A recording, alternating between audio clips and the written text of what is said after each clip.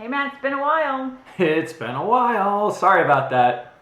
Back from Fire Island. Back from Fire Island, still watching the Yankees. I guess this report won't be daily, unless it is daily, but mostly it won't be. We'll try and get to it when we get to it. Does that make sense? Sounds good. Okay.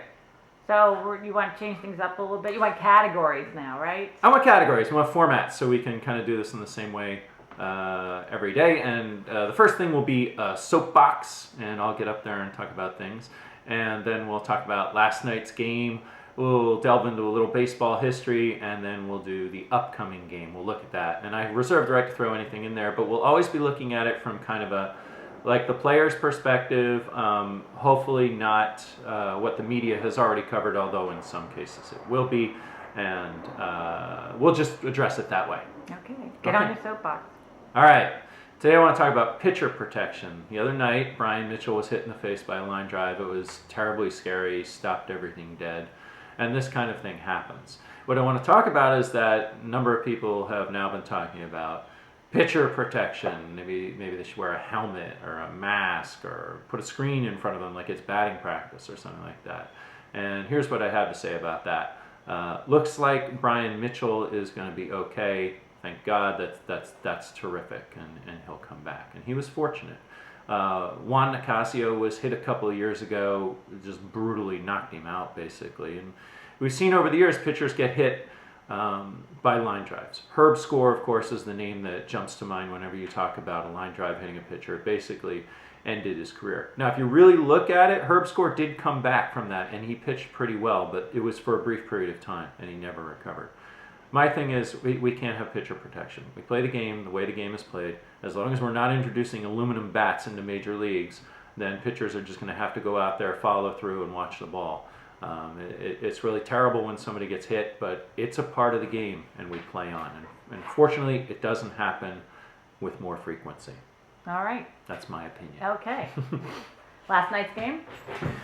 Well, last night's game, congratulations to Josh Tomlin, truly a journeyman pitcher. That's about all I have to say. He pitched a great game, and I'm all in favor of that. Pitcher pitches well. Congratulations to the pitcher. The Yankees didn't do much to really beat him up. A-Rod had a good game, but congratulations to him. Joe got ejected. So what's going on here? He didn't like the strike zone. Is Joe trying to do something last night, or is he trying to set up something for the next game when that umpire is behind the plate?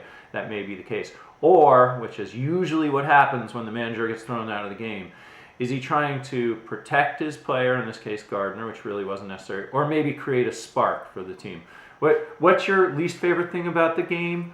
What is it? Something about the ninth inning? Why do they wait? Why do they wait till the ninth inning to play? Right. Why don't they just start hitting in the fifth inning? Yeah. Yeah, well, sometimes the pitching is too good. But Joe is out there trying to create a spark, I think. The other thing I will say is if you think this game is easy, if you watch this game and you say, why doesn't Didi pick up that ground ball? I want you to go back the replays and watch the end of the first inning last night for the Yankees when the Yankees turned a 3-6-1 double play. That means the first baseman, Greg Bird, picks up a ground ball with runner on first, throws to Didi Gregorius, covering second base, who then throws it to Ivan Nova, the pitcher, 3-6-1, coming back to first base. It looks like they did a great job. The amount of athleticism and skill and ability that is involved there is far beyond anybody walking down the street that you will see today, and that's what it takes to be a major league player, just seen in one simple play at the end of the first inning last night.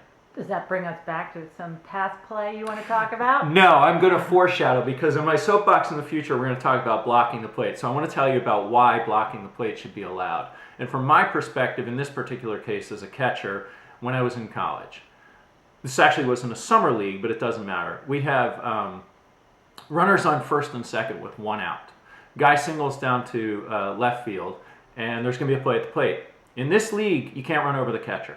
But this is a rivalry game. We hate each other. And our left fielder throws a bullet, and I catch the ball. I'm standing in the front of the plate, and the runner decides, well, I'm just going to run him over. So the runner runs me over, but I hold on to the ball, and he's out. I stand up, and the guy who was on first is now going to third, so I promptly stand up and throw it into left field. On this particular field, the left field line is a piece of tar that goes straight out in the outfield. And our left fielder, Wally Riley, who's already thrown out one player at the plate on this play, picks up the ball in one hop, throws it right back to me. Again, I catch it because Wally had a cannon. And I'm standing there, and the guy goes, all right, well, I'll run him over. The other guy has barely cleared my feet, and the other guy comes in to run me over. I catch the ball, the guy runs me over, I hold on to it, 2 outs, double play, game over. I spike the ball. I'm in a lot of pain, but the inning's over. Best play ever in baseball. So catchers should be allowed to block the plate. That's my opinion. All right. I don't know what to say. I Next we're game. going to do Yankees history, not Matt No, Baldacci it's Matt history. Baldacci history in this case. All right, next All game. right. You tell me about the next game. Carlos Carrasco versus Masahiro Tanaka. Carrasco is on fire, and he has proved just recently that the Yankees have some trouble hitting him. This is going to be a tough game, but the Yankees need to win this game in order to be able to win this series. The Yankees are in first place, and they're a game and a half up. And the other thing I wanted to say was, well, for the Yankees, go out, win this game, win this series. Important that Tanaka pitch as well. But the other thing I wanted to say was, like, look at the teams that are in first place right now in August. The Yankees, the Royals, the Astros, the Cards, the Dodgers, and the Mets. That's a good mix of teams. That's all I have for now. Sounds great. Thank you. So subscribe to the channel, forward to your friends, like it on Facebook, leave me a comment, and we'll see you whether it's tomorrow or whenever we get to it. Thank you. Bye-bye. Bye-bye.